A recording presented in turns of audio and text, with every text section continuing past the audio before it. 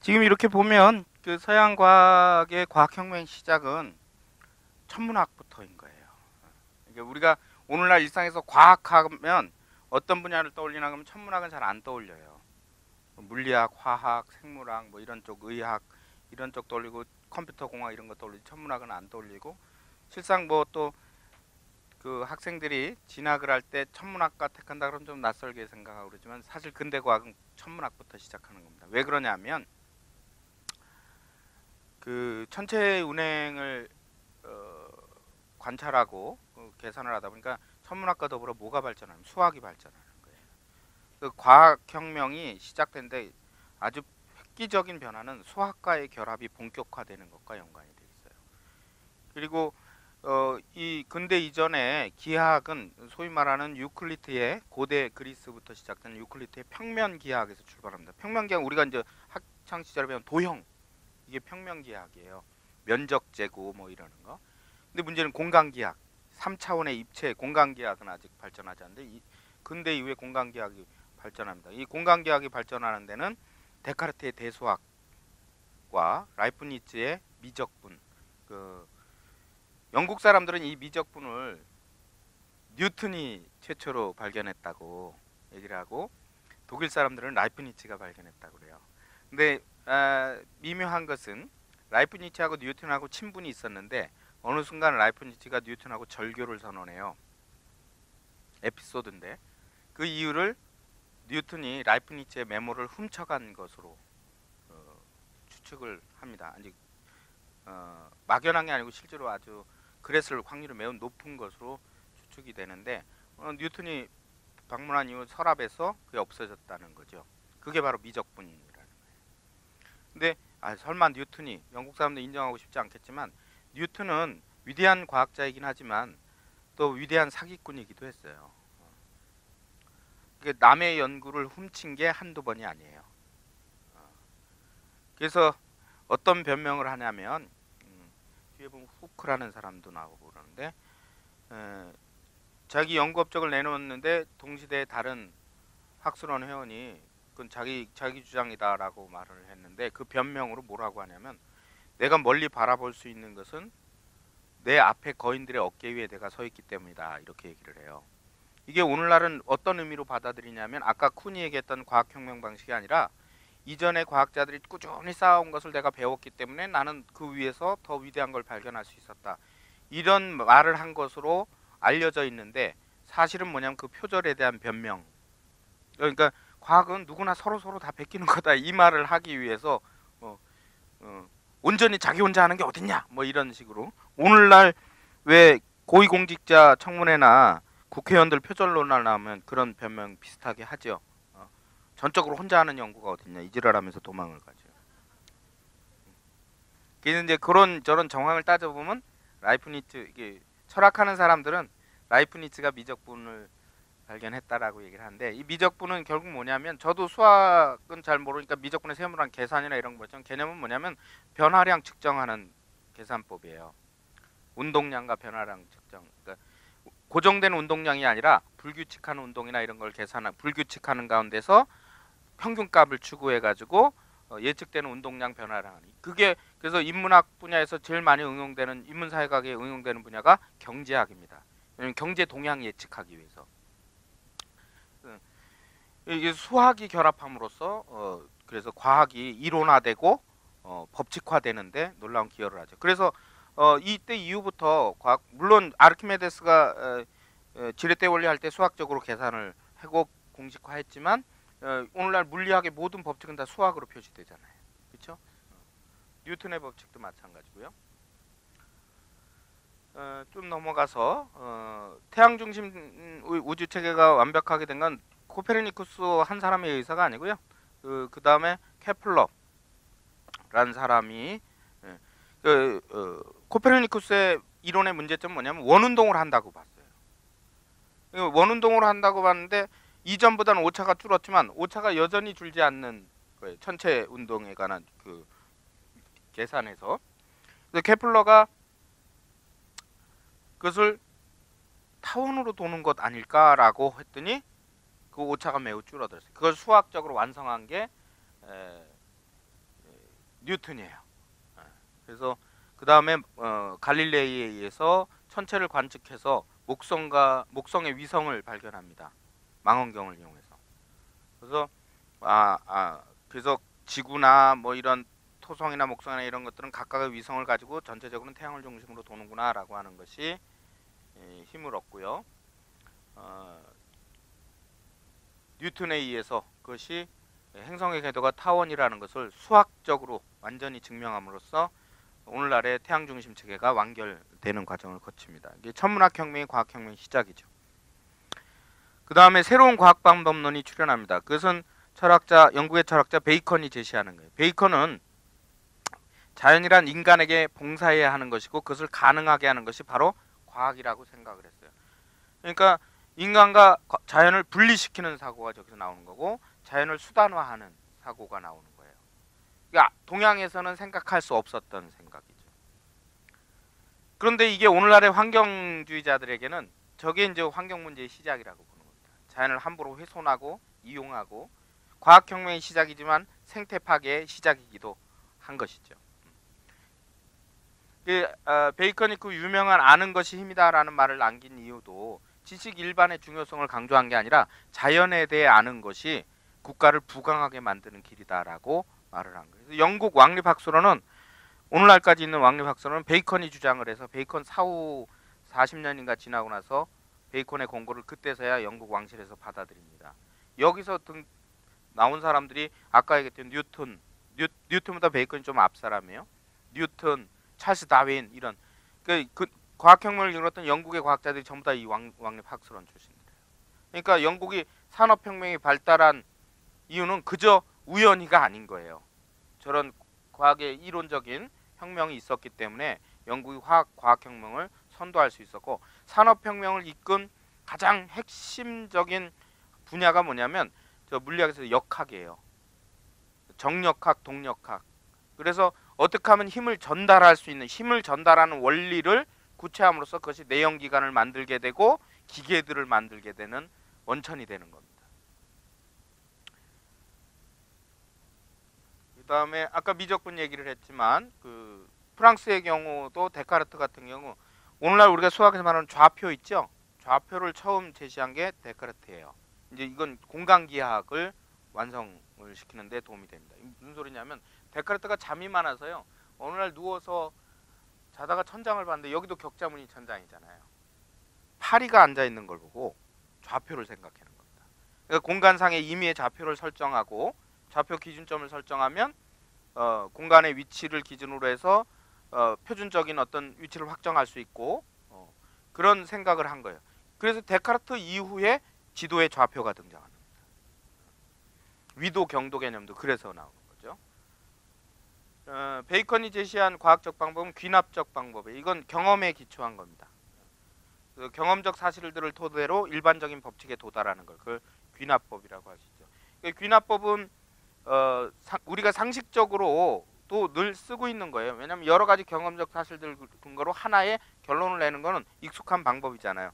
이를테면 어젯밤에 달무리가 생겼다, 제비가 낮게 난다, 옆집 음식 냄새가 진동을 한다, 할머니 무릎이 쑤신다고 한다. 그렇죠. 그렇게 여러 가지 개별적 경험 통해서 공통적으로 나오는 하나를 가지고 비가 올 것이다 라고 말하는 건데 이건 제가 상식적 차원에서 예를 들었지만 과학도 그런 거예요. 그것을 과학에 적용하는 게 뭐냐면 실험이죠. 수없이 많은 실험을 하고 그 결과 같은 값이 나오는 것을 법칙화하는 거예요. 대표적으로 의학에서도 뭐예요? 임상실험이라는 걸 하잖아요. 그냥 임상실험 그냥 아무 약물이나 하는 게 아니라 맨 처음에 양리검사부터 해요. 그 약물이 어떤 반응을 보이는가를 합니다. 근데 이제 그걸로 예를 들면 산삼에서 인삼에서 알파라는 성분이 발견됐다. 그걸 가지고 다른 암세포 이렇게 직접 해봤더니 암세포가 죽더라. 그러면 이거 치료제로 쓰구나. 바로 이렇게 되는 게 아니죠. 그 다음에 어떻게 실험이 들어가죠. 그러니까 양리 실험 다음에 그 다음에 생체 실험이 들어가요. 그에 쓰이는 게 몰모트 같은 돼지나 이런 거죠. 그래서 같은 물질이라도 이 상온에서 반응하는 것하고 생리작용하고는 다를 수 있어요. 그렇죠? 그러니까 우리 몸에 들어가기 전엔 독소가 아니었는데 몸에 들어가면 독소로 변하는 것도 있고 그 제독을 하면 약이 되는 경우도 있죠. 사실은 대부분의 약은 독이에요. 그건 뭐 한의학에서도 그렇게 얘기를 하죠. 그래서 제독 과정을 거치고 그 다음에 약으로 쓰는 겁니다. 근데 그 실험을 바로 사람한테 할 수 없으니까 동물들에게 하고, 동물들에게 괜찮다고 해서 무조건 사람한테 하는 것이 아니라 또 사람을 대상으로 한 임상 실험을 또 하죠. 왜냐하면 동물하고 사람하고 생리적 반응이 다를 수도 있고 체질이 다를 수도 있으니까. 그러니까 뭐 신약이 발견됐다 그럼 곧 이어서 뭐 치료될 것 아니죠. 20년 지났는데도 이쯤이면 나왔어야 되는데 그런 거죠. 그러니까 예를 들면 80년대 초에도 획기적인 항암 치료제 인터페론이라는 게 1982, 3년쯤인가 제가 기억하기로는 그때쯤에 획기적이다 해서 곧 암 정복이 될 거는데 아직도 암이 정복되지는 않았어요. 치료율이 높아지기는 했죠. 그래서 그런 실험이 많을수록 정확도가 높아지겠죠. 이 귀납적 방법이 가장 많이 쓰이는 좀 우리가 알기 쉬운 예는 뭐냐면 통계예요. 여론조사. 근데 여론조사는 100% 맞지 않죠. 그러니까 완벽하진 않지만 현실적인 어떤 방법이에요. 요건 넘어가겠고요.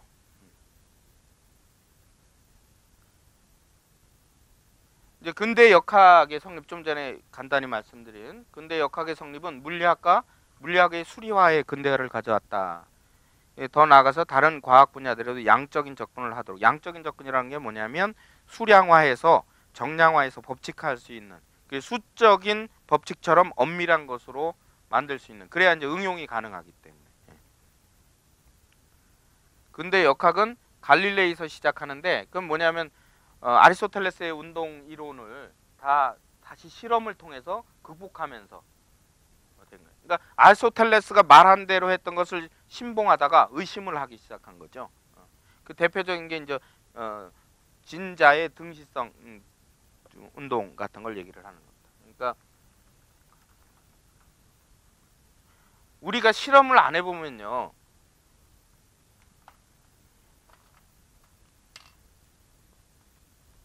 추가 있어요. 추가 움직이는 폭이 요걸 A라고 하고 요 구간을 B라고 했을 때 그냥 생각만 하면 A와 B의 A1에서 A2로 움직이는 거하고 B1에서 B2로 움직이는 걸 했을 때 A1과 A2를 왕복하는 속도가 훨씬 시간이 짧게 걸릴 거라고 생각을 하잖아요. 왜냐하면 거리가 짧기 때문에. 그런데 갈릴레오는 해보니까 이게 아니라 같다는 거예요. 왜냐하면 여기서부터 여기까지 오는 동안은 뭐냐면 가속이 붙어요. 그래서 빠르게 움직이는데 이것은 낙하 에너지가 적기 때문에 천천히 움직이는. 그래서 결국 거리는 다르지만 시간은 같다라고 하는 그런 등시성을 발견합니다.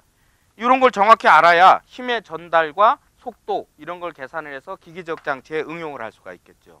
이런 걸 모르면요, 이를테면 무엇이 불가능하냐면, 여러분 그 1차 세계대전 때의 전투기, 2차 세계대전까지의 전투기는 프로펠러 전투기였어요. 조종사들이 프로펠러를 두고 총을 쏴야 돼요. 총을 쏴야 되는데 프로펠러에 날개 맞으면 자기 비행기를 향해서 총을 쏘는 거잖아요. 그래서 1차 세계대전 초기에는요, 조종사들이 그 프로펠러 쪽이 아니라 아주 초기에는 조종사들이 자기 총을 들고 권총 같은 걸 들고 그 공중전을 벌였어요. 근데 1차 세계대전 말기에 무엇이 발견되면 공조 시스템. 그래서 회전 속도와 기관총의 발사 속도가 정확한 간격을 이루어서 회전 프로펠러의 그 빈 틈을 향해서만 총알이 나가도록 하는 규칙성을 찾아내요. 그런 것도 힘이 어떻게 전달이 되고 운동의 속도가 회전 속도와 이런 것들을 어떻게 조절을 해야 기관총의 발사 속도와 프로펠러의 회전 속도를 정확히 계산하고 그래야 오류가 없겠죠. 그런 것들은 전부 다 이 역학의 발전을 위해서 가능한 것이다 라고 할 수 있죠. 그래서 이걸 다시 갈릴레이는 수학적으로 기술하는 경우. 갈릴레이는요, 롬 파도바 대학이라는 곳의 수학 교사였어요. 원래 수학 교수였어요. 철저히 수학적으로 기술하려고 하고요. 그 다음에 뉴턴은 아까 얘기한 대로 그 여러 가지 역학적 발견을 합니다. 뉴턴의 운동에 관한 세 가지 법칙인데, 첫째는 모든 물체는 외부 원인에 의해서 방해를 받지 않는 정지 상태나 직선 운동 상태를 자연스럽게 지속한다. 이게 소위 말하는 관성의 법칙이죠. 관성의 법칙 우리가 설명할 때 버스를 타고 가는데 급정거를 하면 가려는 속도 때문에 그 안에 사람들은 앞으로 쏠린다, 이걸 얘기를 하죠. 그것만 관성이 아니에요. 정지해 있는 것도 관성이에요. 이건 어떤 관성을 하냐면 중력에 의해서 떨어지려는 지구 중심을 향해서 가려는 것을 다른 힘이 요 받침이 저지하고 있는 상태에서는 계속 머물러 있으려는 경향을 말하는 거예요. 근데 사실은 이거는 이걸 제거하면 떨어지려는 관성을 갖는 거죠. 그러니까 정지하는 것도 관성입니다. 그 다음에 제2법칙은 운동의 변화와 힘의 관계에 관한 법칙으로 운동 중에 일어나는 변화는 가해진 힘에 비례하고 그 힘이 가해진 직선의 방향으로. 그러니까 뭐예요? 이 힘이 클수록 운동량은 커지는 거고, 그리고 그 방향 운동이 가해지는 방향으로 주로 직선으로 가려는 거예요. 그래서 우리가 자동차를 운전하거나 달리기를 할 때 곡선을 돌 때는 어떻게 해야 돼요? 힘을 줄여야죠. 힘을 줄이지 않으면 직선으로 가려는 경향 때문에 이탈하잖아요. 힘을 줄여 브레이크를 밟고 속도를 줄여야 그 직선 운동을 저지시켜서 곡선으로 턴을 할 수 있죠. 그게 이제 두 번째 법칙이고요. 그러니까 제3법칙은 작용과 반작용의 법칙. 이건 뭐냐면 제가 이걸 누를 때 이게 저항하는 힘은 내가 누르는 힘과 같다라는 거예요. 이게 작용 반작용의 법칙입니다.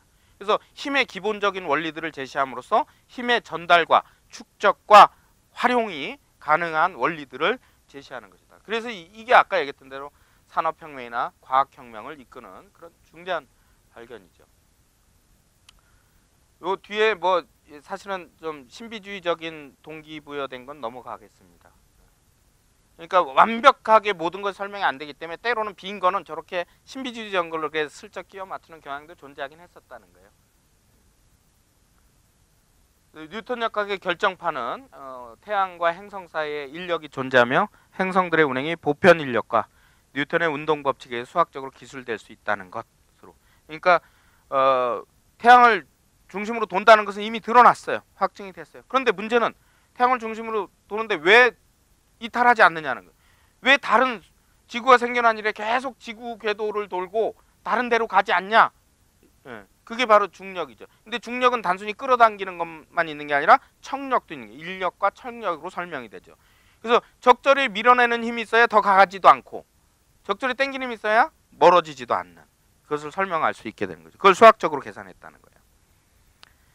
그 다음에 이제 현대과학의 특징으로 넘어가겠습니다. 현대과학은 기본적으로 이제 근대과학의 발전 위에서 구축이 되는데 현대과학에서는 거대 연구가 출현합니다. 이건 무슨 소리냐면 국가주도의 규모가 큰 연구들이 출현한다는 거예요. 그 전에 개별적인 연구자들이 뭐 대학이나 또 개인적인 후원이나 이런 거에 의해서 이루어졌다면 거대 과학 연구는 이제 20세기에 들어서 등장합니다.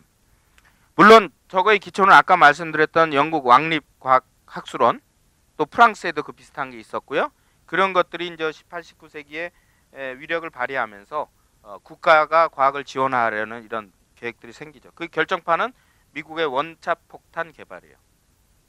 그래서 거대 연구란 미국의 원자폭탄 개발 당시에 이 맨하탄 프로젝트라고 하는 거죠. 시험되었던 바와 같이 많은 과학자들이 모여서 서로 유기적으로 연관된 연구라는 거예요. 그러니까 원자탄 실험에는 물리학자만, 핵물리학자만 가담한 것이 아니고 역학자나 또 화학자들, 뭐 생리학자들 다 실험한 거예요. 생리학자는 왜 필요하냐? 이를테면 방사능 물질에 대해서 사람이 인체에 어떤 반응을 보이는지 이런 것들을 알아야 할 거죠. 근데 사실은 원자폭탄을 첫 실험을 하고 나서 과학자들도 자기들도 놀래요. 예측을 못한 거예요. 그 정도 위력적일 줄. 그래서 첫 실험을 하고 나서 어떤 과학자가 우리는 모두 다 개새끼다 그러고 스스로 자조를 해요. 자기가 이런 걸 만든. 오펜하이머는 그래서 이 맨하탄 프로젝트의 총책임자인데 오펜하이머는 2차 세계대전 히로시마 나가사키에 두 개의 폭탄이 떨어진 걸 보고 자기를 자책을 합니다. 그런 연구에 가담했다는 것을. 아인슈타인은 맨하탄 프로젝트가 가동된 걸 보고 후회를 해요. 왜냐? 아인슈타인이 루즈벨트에게 편지를 쓰거든요. 히틀러가 아인슈타인은 알려져 있다시피 유대계 독일인 과학자잖아요. 그래서 망명을 했지만 독일에 남아있는 동료들을 통해서 히틀러가 하이젠베르그를 통해서 핵폭탄을 만들려고 한다는 소식을 접해요. 그러니까 아인슈타인이 2차 세계대전 중에 루즈벨트에게 히틀러가 핵폭탄을 만든답니다. 이에 대한 대비를 해야 됩니다. 라고 얘기를 했는데 루즈벨트는 그걸 어떻게 받아들였냐면 우리가 먼저 핵폭탄을 개발해야 되는구나. 그러니까 아인슈타인은 그걸 자책하는 겁니다. 자기 때문에 핵 개발이 다시 시작됐다는 거예요. 그래서 아인슈타인은 그 뒤에 사실은 2차 세계대전 이후에는 과학자로서보다 평화운동가로서 더 많은 활동을 해요. 그 다음에 오펜하이머는 맨하탄 프로젝트 끝나고 원자폭탄 투하가 끝나고 나서 일체의 그 정부 연구에 협조를 하지 않아요. 그래서 CIA가 수많은 협박과 그 수소폭탄 개발, 미국이 수소폭탄을 1954년에 최초의 수소폭탄 실험에 성공합니다. 그 책임을 맡아줄 것을 요구를 하는데 오펜하이머가 거절을 해요. 그래서 CIA가 협박도 하고 가족 위협도 하고 심지어 미국의 모든 대학가 연구소에 오펜하이머를 취직시키지 마라. 블랙리스트죠. 오펜하이머는 그 불이익을 당하면서도 평생 가난과 뭐 이런 시달리면서도 타협을 하지 않습니다. 결국 그 정도로 과학자들도 자기도 충격을 받은 엄청난 사건이었어요.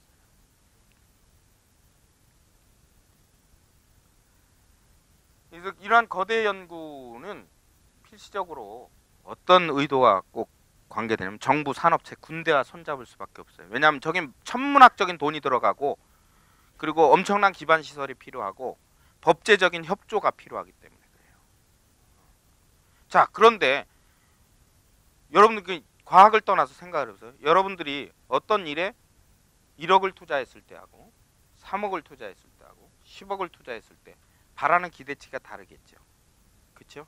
천문학적인 연구비가 들어가면 그 이상의 이익을 보존해 줄 거라고 어떤 방식으로든 기대하게 돼 있습니다. 그렇게 되면 그때의 과학자들은 그들에게 예속이 될 수밖에 없겠죠. 거대 연구는 그런 특징을 가지게 되고 저런 걸 주도하는 국가의 의도는 크게는 뭐냐면 군사력과 연관되거나 그 다음에 그것을 지원하는 산업체는 경제적 이익과 연관되는 투자를 하게 되는 거예요. 20세기의 첨단 과학은 대개 이런 거대 연구를 체제 하에 이루어집니다. 뭐 거대한 망원경, 허블 망원경, 허블 망원경 뭐 이런 것들은 우주 개발 경쟁, 그러니까 소련하고 미국을 중심으로 한 60년대 우주 개발 경쟁 이런 것들하고 연관이 되고요. 우주 로켓도 마찬가지고요.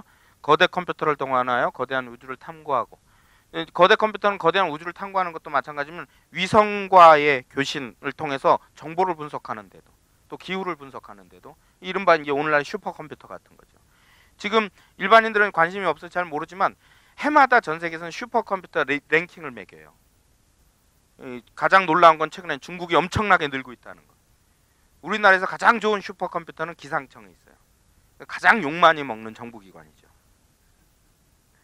근데 그만큼 대기 관측과 기상 예측은 많은 변수가 있다는 거예요. 그 양반들은 나름 억울할 거예요.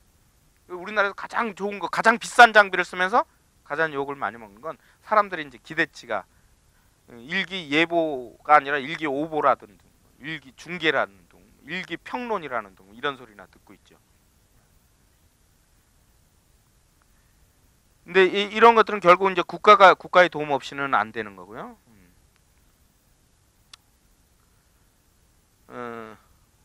그리고 이제 그런 규모의 거대 연구가 아니라도 현대 과학은 대개 거의 모든 정부나 산업체의 지원을 받는 집단적인 성격의 것이 되고 있습니다.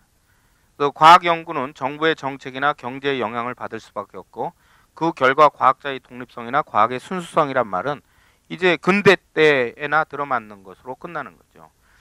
근데 뭐 만약에 우리나라에 노벨상이 안 나오는 것이 굉장히 우려된다면 사실은 그건 정부의 책임이에요. 그 거대 과학 연구에 우리나라 정부는 지원을 하지 않았다는 소리죠. 그저 일본의 경우는 그런 거 아니어도 무슨 뭐 일반 회사의 조그만 공업 회사의 연구원도 받지 않느냐? 그건 어쩌다죠. 그것도 그 연구원이 그 회사에서 한 분야에 집중적으로 잘리지 않고 평생 직장을 갖고 있으니까 할 수 있었던 거죠. 우리처럼 사후정 뭐 이렇게 되면 못하죠. 당장의 성과를 내야죠. 그리고 대개의 그 기업체에서도 연구원 출신이 CEO에 오르지 않아요. 연구원 출신들은 소모품이에요. 실적을 못 내면 잘리는 거고 끼켜야 연구소 소장이지 그것을 장악하고 있는 것은 경제학을 공부했거나 법학을 공부했던 사람들이죠. 여러분들 재벌 2세들이 의대 가는 거 보셨어요? 법대도 안 가요. 왜냐? 재벌들에겐 법 전문가나 의료 전문가는 고용인이죠.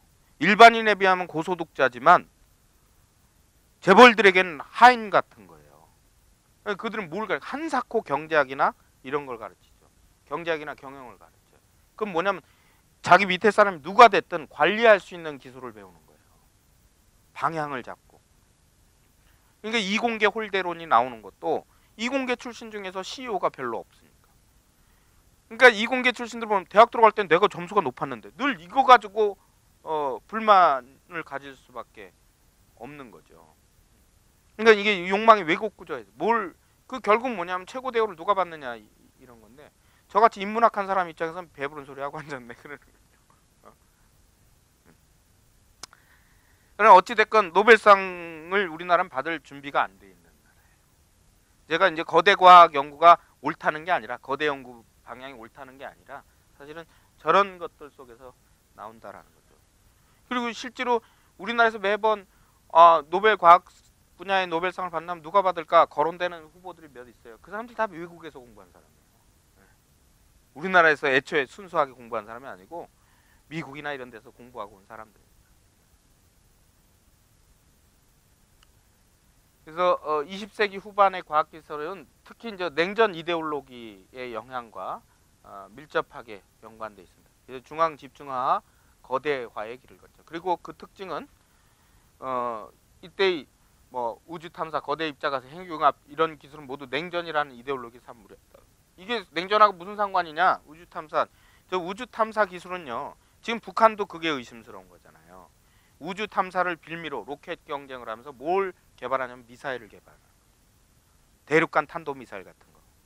그러니까 ICBM 같은 거, 크루즈 순항 미사일 같은 거. 그러니까 연료를 통해서 얼마나 빠른 속도로 얼마나 멀리 보낼 수 있느냐. 우주까지 보낼 수 있으면 다 가능한 거 아니에요. 그러니까 북한도 맨날 요새는 아예 뻔뻔하게 대놓고 뭐 핵실험했다 그러지만 예전에 뭐 로켓 탄두 발사 실험하면서 늘 뭐랬냐면 자기네 우주 개발하려고 그러는 거다. 근데 우주 개발을 하려는 것하고 ICBM 대륙간 탄도 미사일 개발하는 거랑 똑같은 기술이에요. 어떻게 쏘느냐? 우주를 향해서 최대한 직선 위로 쏘아 올리는 데 관심이 있느냐? 멀리 보내느냐? 이거에 따른 겁니다. 여러분 요새는 체력장이 없으니까 그런데 학창 시절에 보면 체력장이 이제 공 던지기 있어요. 요령 있는 놈은 45도로 해서 쫙 해서 자기 힘을 멀리 보내는 데 써요. 요령 없는 놈은 힘만 잔뜩 줘서 던졌는데 위로 던져요. 그리고 거리는 못 가. 그럼 점수가 깎이죠. 그럼 항변하는 소리가 난 높이 던졌는데. 이 높이 던진 게 우주로 보내는 거고 멀리 던진 게 대륙간 탄도미사일이에요. 아무 차이가 없는 거죠. 그러니까 그것도 다 군사력 그 강화와 연관이 되고요.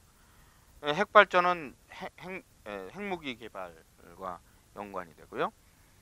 거대 입자 가속기, 핵 융합 이런 것들도 전부 다 핵 기술이에요. 핵 융합은 핵 발전은 뭐냐면 핵 발전하고 핵 융합은 쉽게 얘기하면 반대 과정이에요. 하나는 핵을 그러니까 우라늄을 이용해서 폭발시켜서 플루토늄을 만드는 과정. 그 폭발력을 전기로 쓰느냐 폭탄으로 쓰느냐. 핵 융합은 그 핵 에너지를 뭉쳐서 힘이 강하게 하는 거예요. 태양이 핵 융합이에요. 그래서 핵 융합 기술을 인공 태양 기술이라고도 합니다.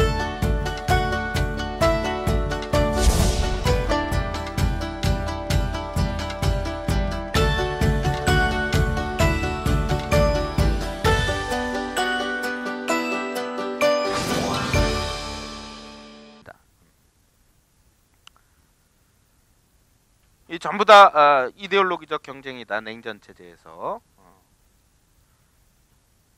이때 뭐 과학 기술자들도 초기에는 어떤 명분으로 하느냐, 평화적 이용, 핵의 평화적 이용 이런 목적으로 한다라고 하지만 실제로 엄청난 지원을 받거든요. 이를테면 국가가 엄청난 돈을 지원해서 핵기술 개발시켜 놓고 암 치료에 써라 이렇게 하지는 않는다는 거예요.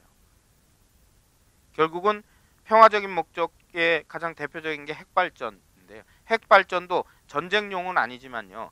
모든 핵발전은 경수로라고 하는 시설이 아니고서는요 전부 다 핵 부산 물질을 만들어요. 그게 플루토늄이에요.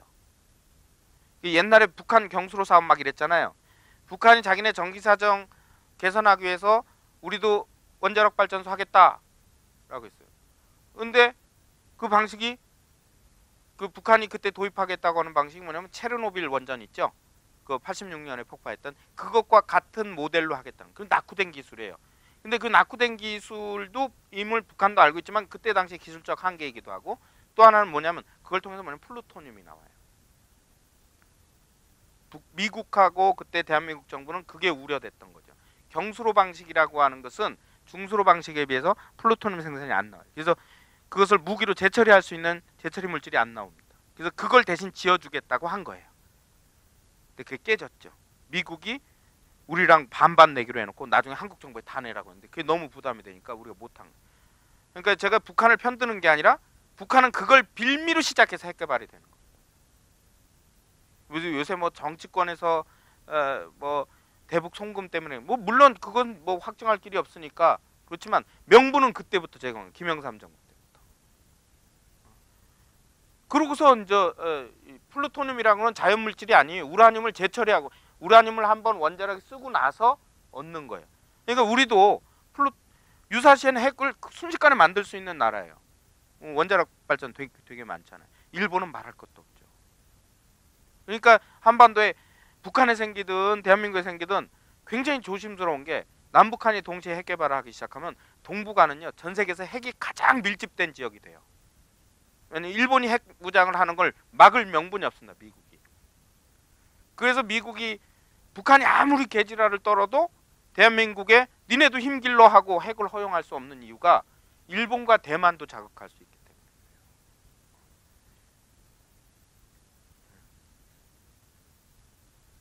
이게 단순히 정치적인 문제뿐만이 아니라 그건 동북아의 존폐 문제가 걸리는 문제예요.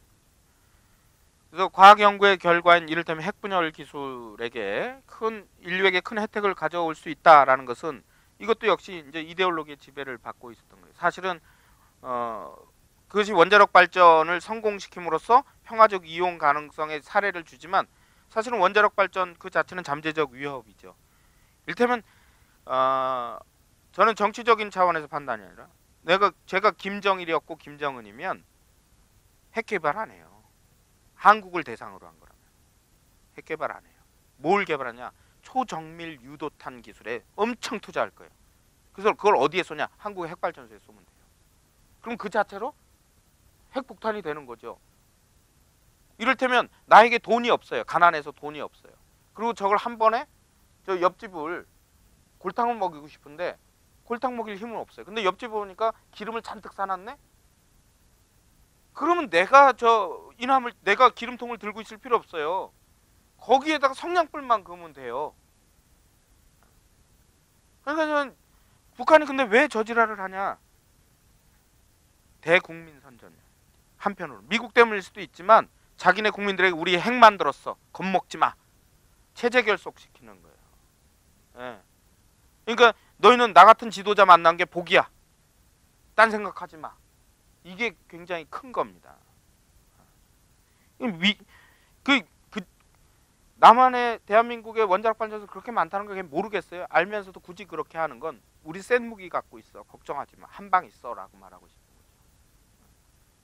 사실은 비용도 좀 적게 들고 그리고 장기적으로 경제 발전에 북한도 할 의도가 있다면 초정밀 유도탄을 해야 돼. 왜냐하면 그건 부가 기술들이 응용될 게 민간 부분에도 굉장히 많거든요.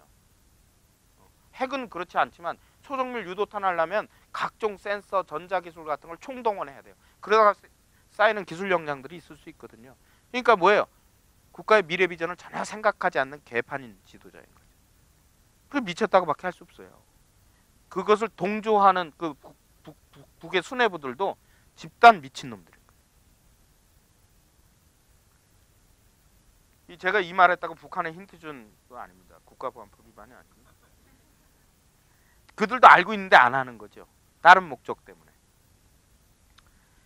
그 다음에 냉전이 종식이 되죠. 20세기 말에 이제 1990년에 베를린 장벽 무너지고 동구권 붕괴되면서 이제 남북 동서냉전 대결이 없어집니다. 그러니까 그 냉전을 염두에 뒀던 수많은 군사과학 기술이 민수형으로 전환이 돼. 왜? 그게 이제 경제적인 이득을 볼 수 있습니다. 대표적인 게 인터넷의 출현이에요.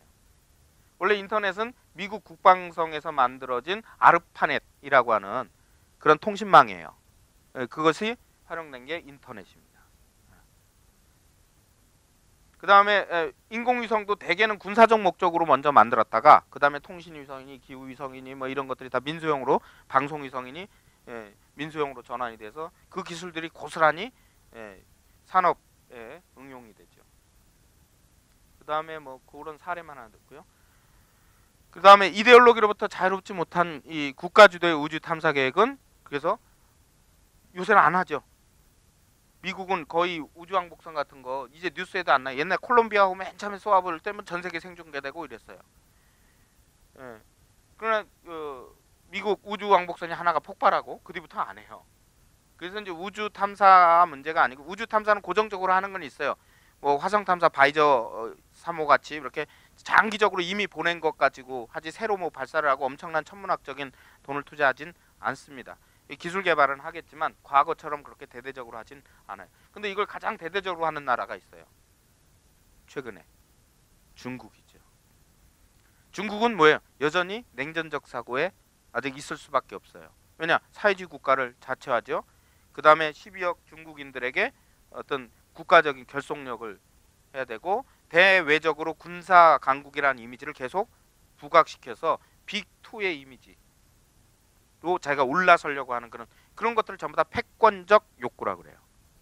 미국과 더불어서 세계 양대 패권이 되기 위한, 그래서 미국이 했던 것들을 자기네도 다 한 번씩 해볼 수 있다는 거예요. 이게 미국이 스텔스기 만들면 우리도 만들 수 있어. 뭐 이런 거죠.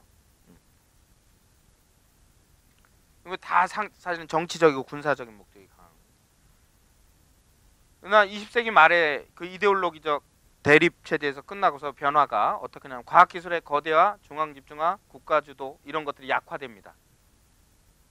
여기 제가 띄어쓰기를 잘못했는데, 중앙집중화도 약화되고요, 과학기술의 거대화도 약화되고 국가주도도 약화됩니다.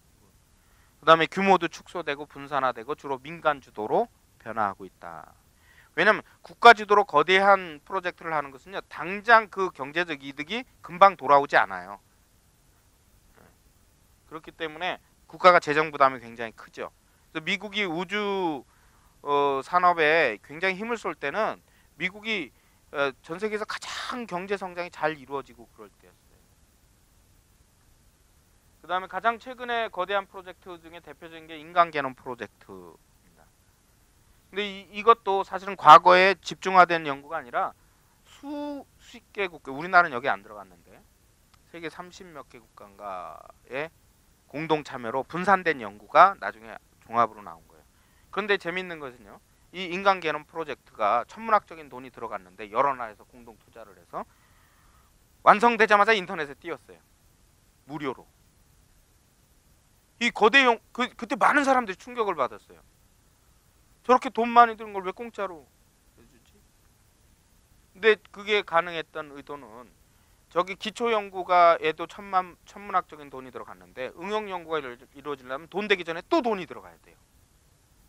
근데 저렇게 오픈해놓으면 오픈했다고 해서 보는 건 자유지만 이용하는 건 법에 걸려요.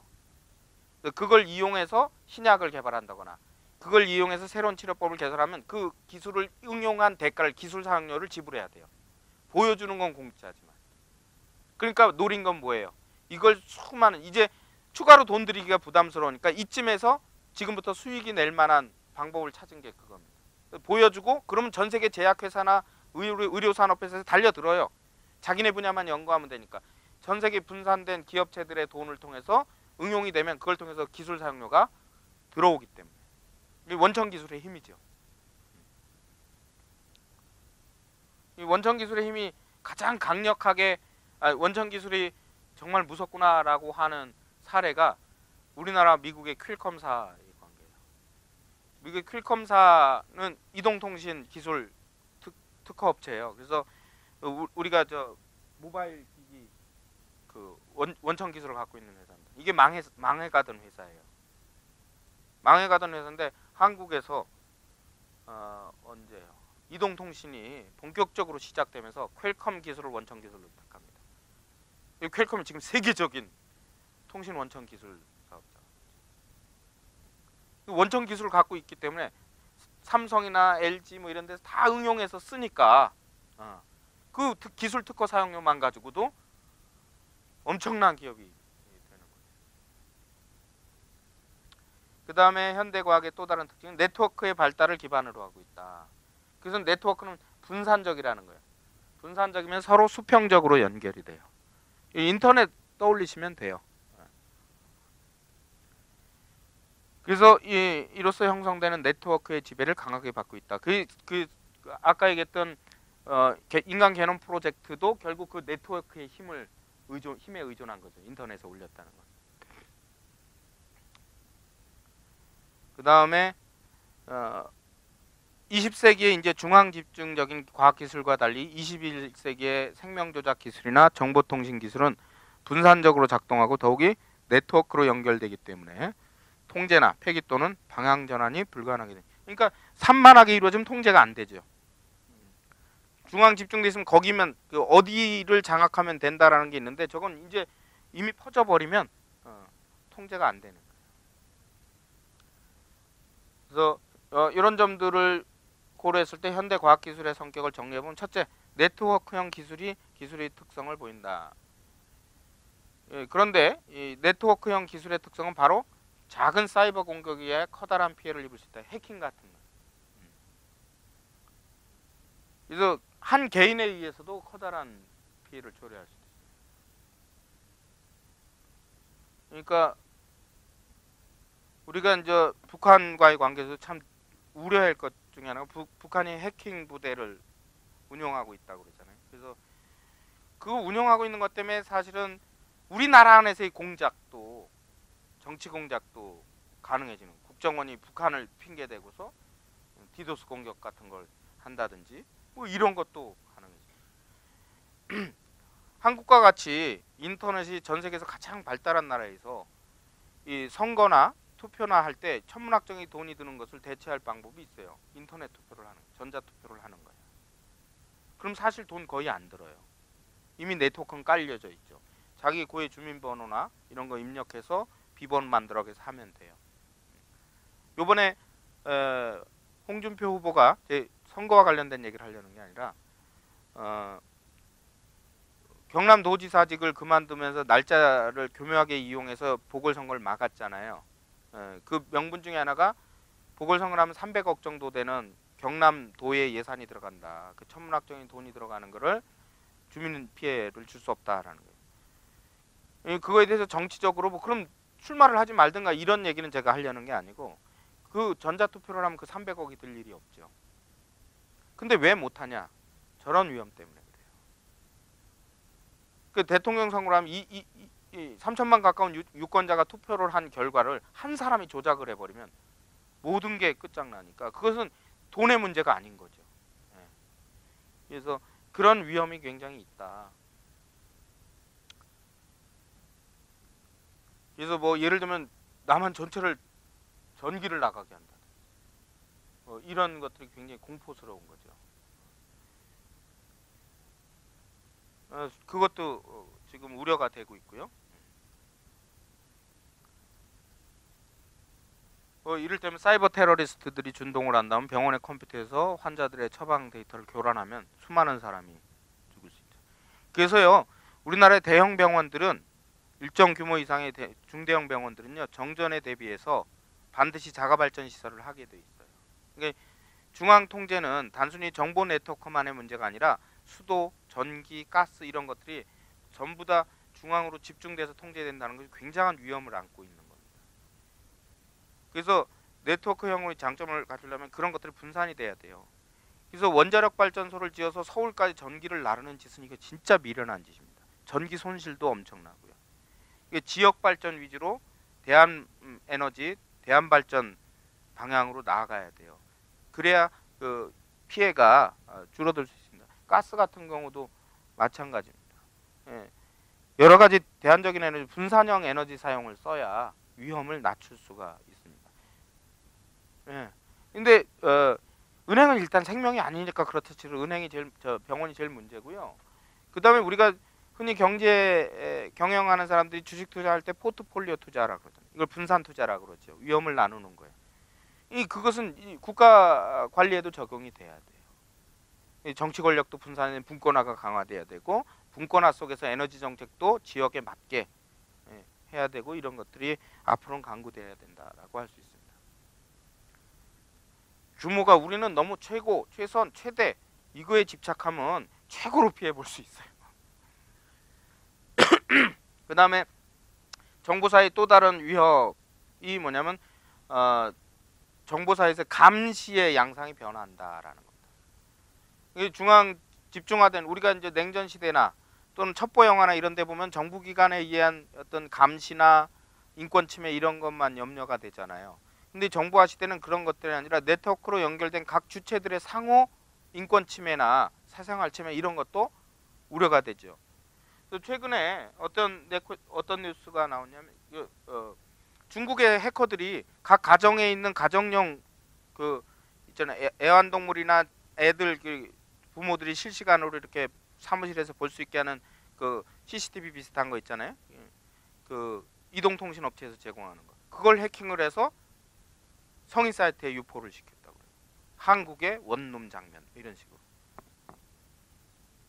그러니까 그게 좋은 의도로 이루어졌다가 완전히 사생활이 노출되는 그런 결과를 초래하죠.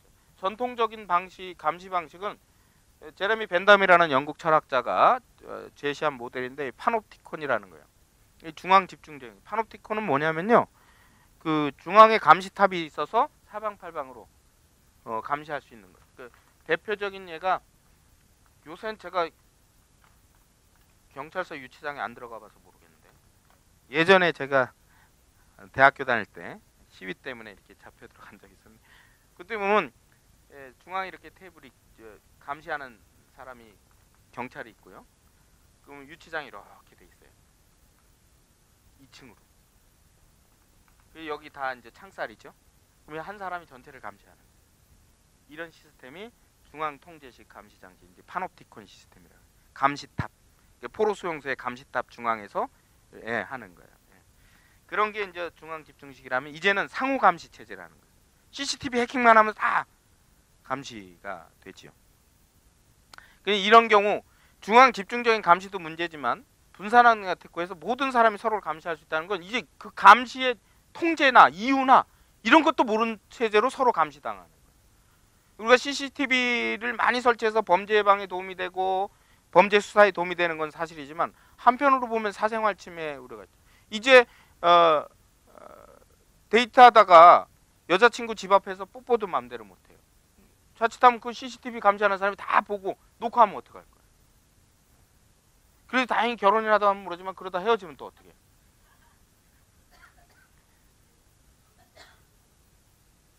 그렇죠. 그러니까 놀라운 것 중에 하나가 몇 년 전에 일산의 엘리베이터에서 초등학생을 성추행하려다가 여대생의 도움으로 다행히 중지는 됐는데, 그 사람이 도망을 갔어요. 도망을 갔는데 반나절 만에 양재역에서 잡혔잖아요. 그 방법이 뭐냐면 일산 주염역에서부터 CCTV를 쫙 날아가서 이 사람이 주염역에 탄 거 확인을 했어요. 역마다 쫓아가서 내리나 안 내리나 확인했는데 양재역에서 몇 시에 내린 걸 딱 봤는데 시간 차이가 얼마 안 나니까 바로 연락해서 잡았죠.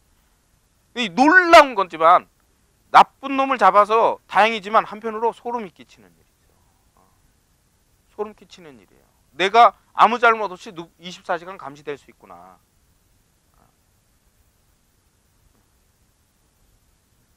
그래서 전체적인 통제와 조망도 불가능하고, 그것이 합법적으로 쓰이면 모르겠는데 불법적으로 쓰이거나 뭐 이런 경우가 되면 이제 크게 문제가 될 수 있죠.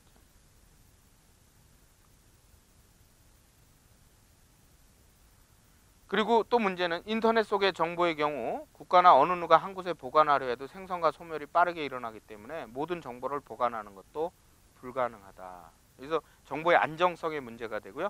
또 하나는 문제는 지우고 싶은 정보도 때로는 못 지울 수 있다는 거예요.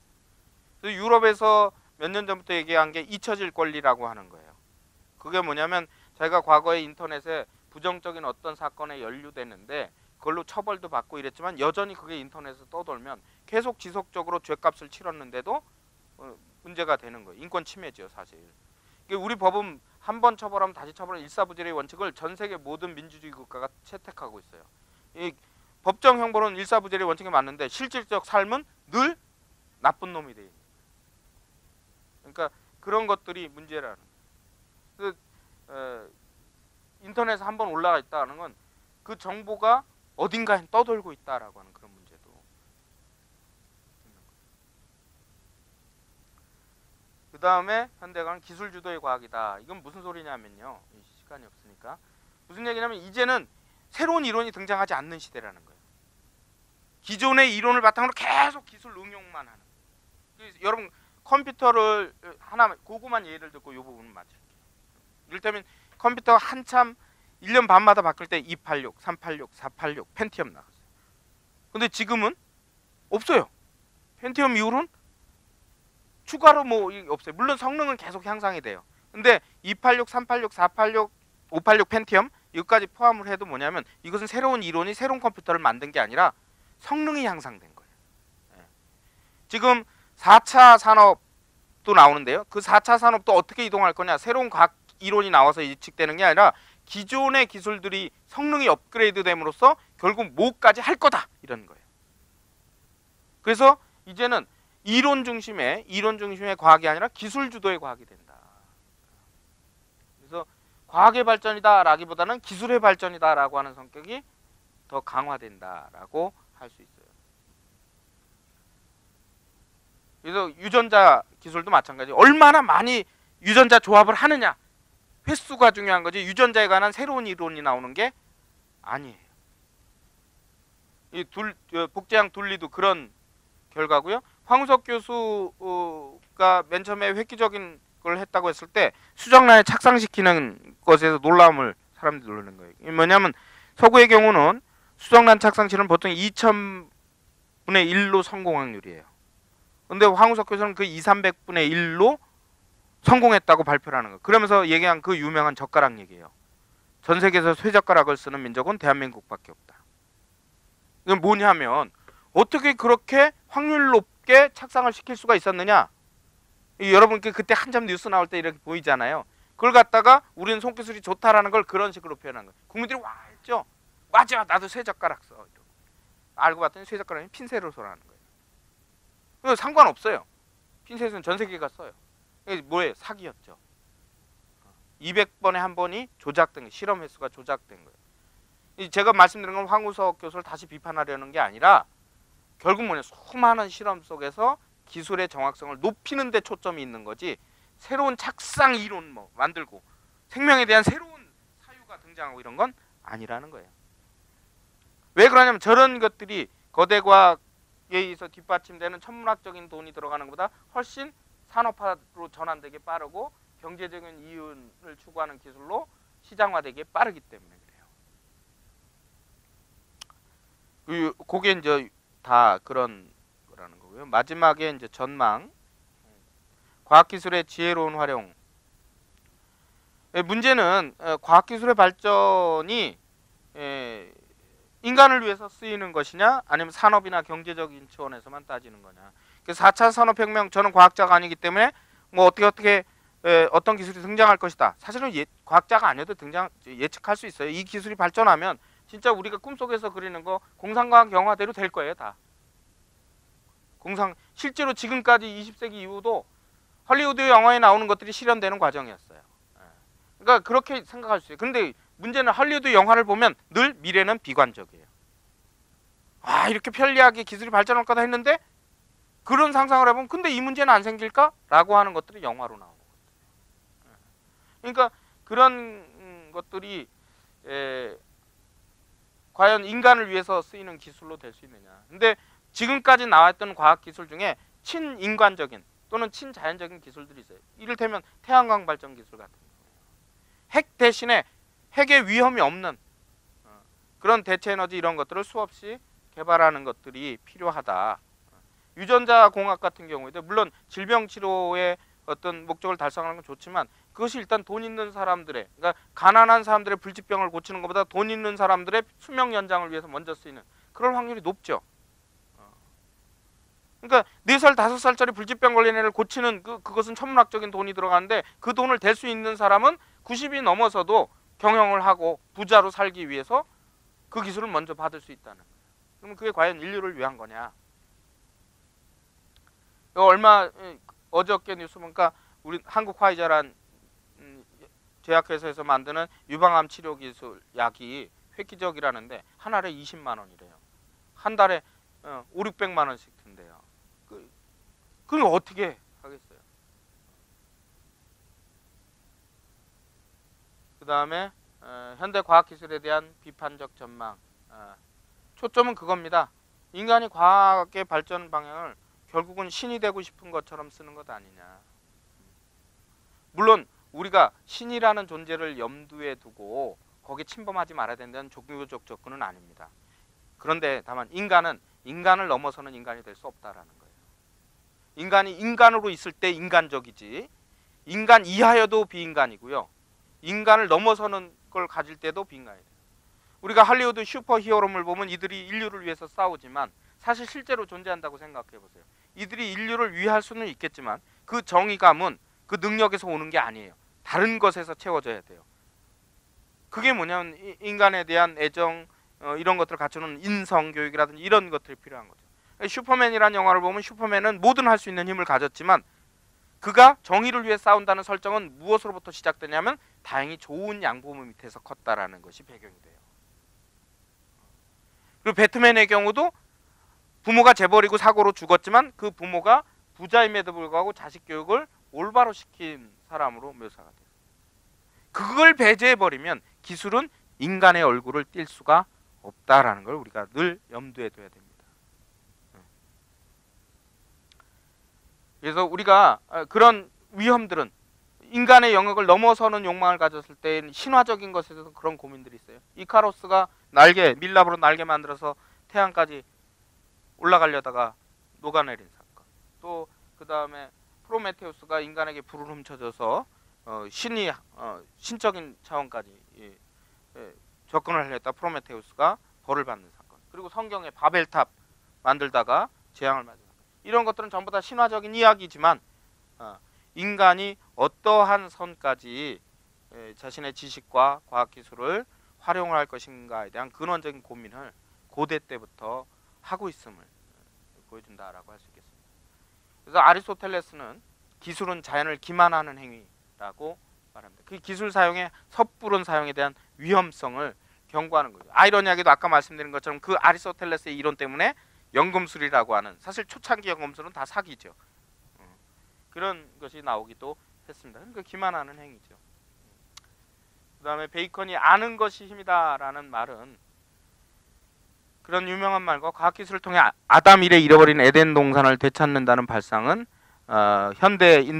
근대인들이 과학에 대한 균형 감각을 상실했다. 도를 넘어서는 인식을 갖기 시작했다라고 할 수 있고 이것이 자연에 대해서 인간이 보이는 오만한 태도다. 그래서 4차 산업혁명이 일어나든 어찌됐든 거기서 우리가 주의할 점은 인간의 얼굴을 한 과학기술이어야 된다는 요구는 끊임없이 우리가 서로 요청해야 된다라는 겁니다. 그래서 인간만을 위한 것이라는 건 아니에요. 그거는. 그러니까 인간과 인간이 사는 삶의 터전 자체가 서로 공존할 수 있는 그런 생각으로 우리가 과학기술을 대해야 된다라고 할 수 있겠습니다.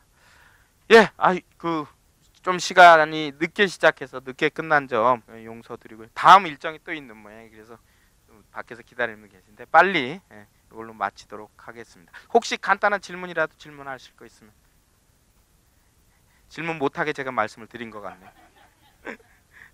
예, 고맙습니다. 수고하셨습니다.